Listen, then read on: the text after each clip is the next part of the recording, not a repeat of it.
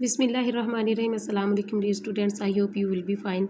हमने 10th class की उर्दू की नई बुक जो 2026 की बुक है वो स्टार्ट की हुई है और आज हम उसका लेसन नंबर 2 है जिसका नाम है नात, वो आज आपके साथ इस वीडियो में डिस्कस करूँगी। हम एक्सरसाइज में वही चीज़ें करेंगे जो आप के पेपर्स में आनी है, क्योंकि लास्ट में पेक्टा ने एक पेयरिंग स्कीम बता दी थी और एक मॉडल पेपर भी बताया था जिसमें आपको आइडिया हो जाता है कि आपने एक्सरसाइज में क्या क्या करना है। तो हम भी इस वीडियो में आज वही करेंगे जो आपके पेपर के अकॉर्डिंग है। तो सबसे पहले मैं आपके साथ महरुल कादरी है, उन जो इसनाद के शायर हैं उनके बारे में थोड़ी सी आपके साथ डिटेल शेयर कर देते हैं। महरुल कादरी 1906 में पैदा हुए और उनकी वफ़ात 1978 को हुई थी। महरुल कादरी का असल नाम मंजूर हुसैन और माहिर उनका तखल्लुस था। वो 30 जुलाई 1906 को ज़िला बुलंदशहर यूपी भारत के एक कस्बा कैसर कला में पैदा हुए। वालिद का नाम मोहम्मद मशूक अली था। महरुल कादरी ने कुरान हकीम और उर्दू की इब्तदाई तालीम गाँव से ही हासिल की। 1926 में उन्होंने मैट्रिक का इम्तहान मुस्लिम यूनिवर्सिटी अलीगढ़ से पास किया। उन्होंने 1929 में हैदराबाद दक्कन के महकमा डाक में मुलाजमत की। वो हैदराबाद दक्कन में कमोबेश 15 बरस मुकीम रहे और 1944 में बम्बई मुंतकिल हो गए। क़याम पाकिस्तान के बाद अप्रैल 1949 को महरुल कादरी ने महानामा फ़रहान का इजरा किया, जो बड़ी पाबंदी के साथ 29 बरस तक शाया होता रहा। 1952 में माहिर साहब ने हज के मुशाहदात और तासरात पर कारवान हिजाज के नाम से एक किताब लिखी और उनकी 10 किताबें आपके सामने हैं जो उन्होंने महरुल कादरी साहब ने खुद लिखी थी। तो ये 10 किताबें आपके सामने हैं। ये MCQs में उनकी किताबों के नाम भी आ सकते हैं, क्योंकि जो शायर होते हैं और जो राइटर होते हैं उनकी जो डिटेल होती है आपके साथ शेयर करने का मकसद ही यही होता है कि आप इसको अच्छे से रीड करें ताकि आपके MCQs में फुल मार्क्स आएँ।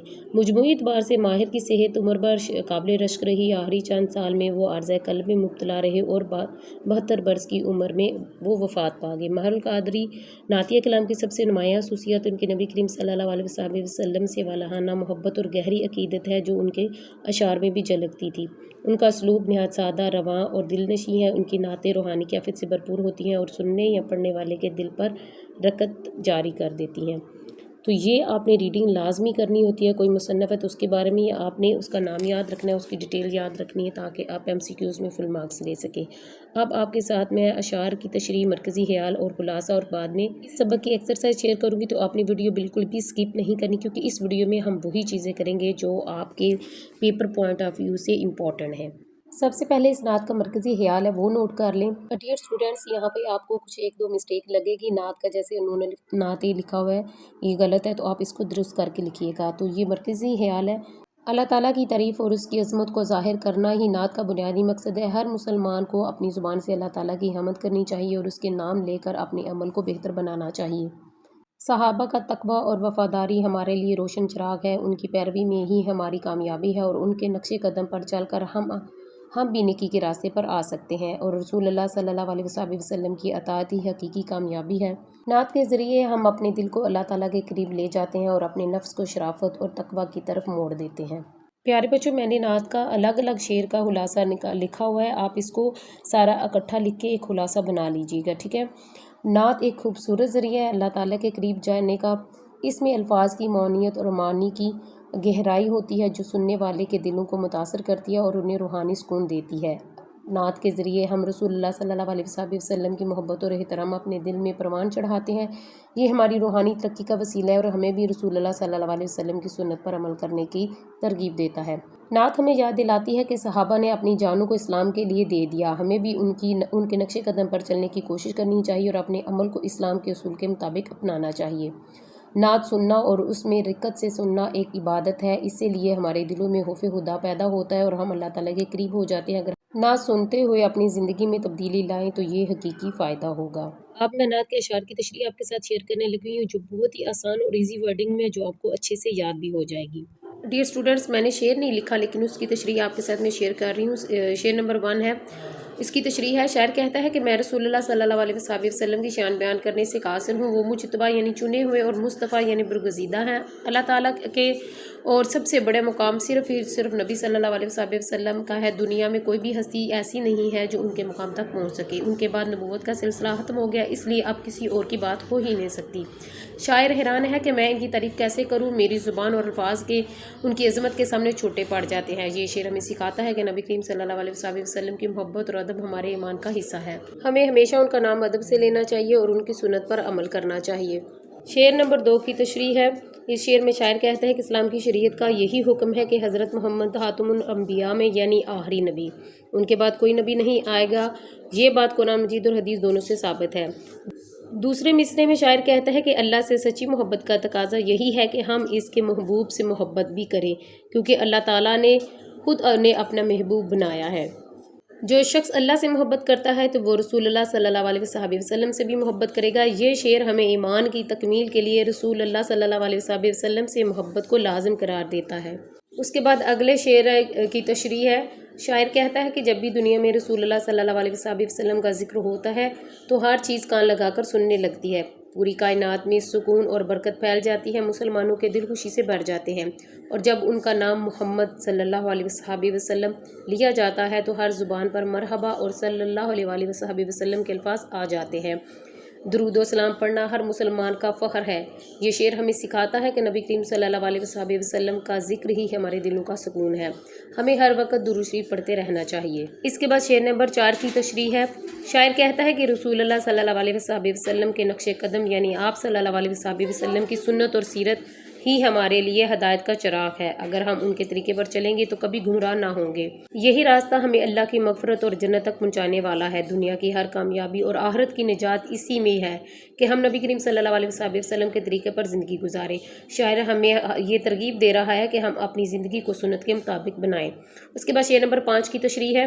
اس شعر میں شاعر کہتا ہے کہ حضرت محمد صلی اللہ علیہ وسلم کی نبوت توحید کے نور کا مرکز ہے۔ آپ صلی اللہ علیہ وسلم کی ذات سے ہی پوری کائنات میں اللہ کی وحدانیت کا پیغام پھیلا۔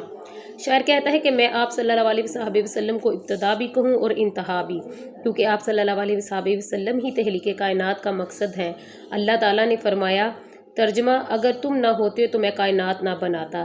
یہ شعر نبی کریم صلی اللہ علیہ وسلم کے مقام و مرتبے کی بلندی بیان کرتا ہے۔ شعر نمبر 6 کی تشریح ہے۔ شاعر کہتا ہے کہ مدینہ منورہ کی گلیوں کی خاک میرے لیے سرما ہے جو میری آنکھوں کو روشنی دیتی ہے۔ وہ خاک عام مٹی نہیں بلکہ وہ مبارک مٹی ہے جو رسول اللہ صلی اللہ علیہ وسلم کے قدموں سے چھوئی ہوئی ہے، اس لیے اسے خاک شفا کہا جاتا ہے کیونکہ اس میں روحانی شفا اور برکت ہے۔ تمام عاشقان رسول کے لیے مدینے کی مٹی سے بڑھ کر کوئی نعمت نہیں ہے۔ یہ شعر ہمیں مدینہ منورہ اور رسول اللہ صلی اللہ علیہ وسلم سے محبت کا اظہار ہے۔ اس کے بعد شعر نمبر 7 یعنی آخری جو شعر ہے اس کی تشریح ہے۔ آخری شعر میں شاعر کہتا ہے کہ جب بھی مجھے مدینہ یاد آتا ہے تو میری آنکھوں سے آنسو بہنے لگتے ہیں۔ یہ آنسو محبت عقیدت اور فراق کے ہیں۔ شاعر اپنی آنکھوں کے آنسو کو آب بقا یعنی ہمیشہ رہنے والا پانی کہتا ہے، کیونکہ یہ آنسو عشق رسول اللہ صلی اللہ علیہ وسلم کی علامت ہے۔ یہ شعر ہمیں سکھاتا ہے کہ سچا عاشق رسول صلی اللہ علیہ وسلم ہمیشہ مدینہ کی یاد میں روتا ہے اور اسی میں سکون پاتا ہے۔ اس کے بعد ایکسرسائز کے جو سوال ہیں ان کے جواب نوٹ کر لیں۔ سب سے پہلا سوال ہے، نعت کس زبان کا لفظ ہے اور اصطلاحاً نعت کے کیا معنی بتائے جاتے ہیں؟ تو اس کا جواب ہے، نعت عربی زبان کا لفظ ہے اور اصطلاحاً نعت سے مراد رسول اللہ صلی اللہ علیہ وسلم کی مدح و ثنا بیان کرنا، ان کی تعریف، شان اور محاسن بیان کرنا ہے۔ سوال نمبر 2 ہے، شاعر کے نزدیک شریعت اور محبت کے تقاضے کیا ہیں؟ تو اس کا جواب ہے، شاعر نے کہا ہے کہ شریعت کا تقاضا ہے کہ حضرت محمد صلی اللہ علیہ وسلم خاتم النبیین ہیں، اور محبت کا تقاضا ہے کہ ہم اللہ کے محبوب سے سچی محبت کریں۔ اس کے بعد سوال نمبر 3 ہے، سراپا گوش ہونا کا کیا مطلب ہے؟ اس کی مثال صحابہ کرام کی سیرت سے پیش کریں۔ تو اس کا جواب ہے، سراپا گوش ہونے کا مطلب ہے کہ مکمل توجہ سے سننا۔ مثال کے طور پر جب نبی کریم صلی اللہ علیہ وسلم کو یہ خطبہ ارشاد فرماتے تو صحابہ کرام مکمل خاموشی اور توجہ سے سنتے۔ اس کے بعد سوال نمبر 4 ہے، چشم آب بقا ایک تلمیح ہے، اس کی وضاحت کریں۔ اس کا آنسر ہے، چشم آب بقا سے مراد ہمیشہ رہنے والا پانی یعنی آنسو۔ یہ آنسو عشق رسول اللہ صلی اللہ علیہ وسلم میں بہنے والا آنسو جو کبھی نہ ختم ہو اور دل کو پاکیزگی دے۔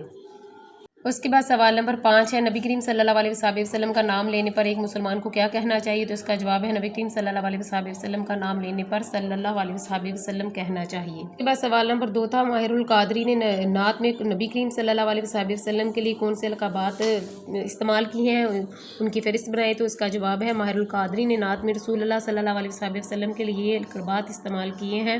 تو اس کا جواب ہے، پہلے نمبر پہ ہے رسول مجتبیٰ، دوسرے نمبر پہ محمد مصطفیٰ، اور تیسرے نمبر پہ خاتم الانبیاء، نمبر 4 پہ ہے محبوب خدا، نمبر 5 پہ ہے سرکار۔ اس کے بعد اگلا سوال نمبر 3 ہے، درست جوابات کی نشاندہی کرے۔ MCQs نمبر 1 ہے، نعت میں ردیف ہے، کہیے، کیا کہیے، آب بقا کہیے، خاک شفا کہیے۔ تو اس کا آنسر ہوگا کہیے۔ شاعر کے نزدیک مکمل خاموشی اختیار کرے، جب ان کا صلی اللہ علیہ وسلم کا نام آئے، ذکر آئے، خیال آئے، خواب آئے۔ تو اس کا آنسر ہوگا ذکر آئے۔ اگلا MCQز ہے مجتبیٰ اور مصطفیٰ کے الفاظ سرکار دو عالم صلی اللہ علیہ وسلم کے ہیں۔ کنیت، القاب، خطاب یا اعزاز، تو اس کا آنسر ہوگا القاب۔ اس کے بعد اگلا MCQز ہے خاک کا لفظ نعت میں آیا ہے 1 مرتبہ، 2 مرتبہ، 3 مرتبہ یا 4 مرتبہ، تو اس کا آنسر ہوگا 2 مرتبہ۔ نعت کے مقطع میں شاعر کی آنکھوں میں آنسو نہ رکنے کا سبب ہے، تو اس کا آنسر ہوگا راہ طیبہ کی یاد۔ سو ڈیئر اسٹوڈینٹس، یہ تھا آج کا ہمارا لیسن۔ امید ہے آپ کو ویڈیو پسند آئی ہوگی۔ اگر ویڈیو پسند آئی ہو تو دوسروں تک ضرور شیئر کریں۔ ملتے ہیں نیکسٹ ویڈیو میں، تب تک کے لیے اللہ حافظ۔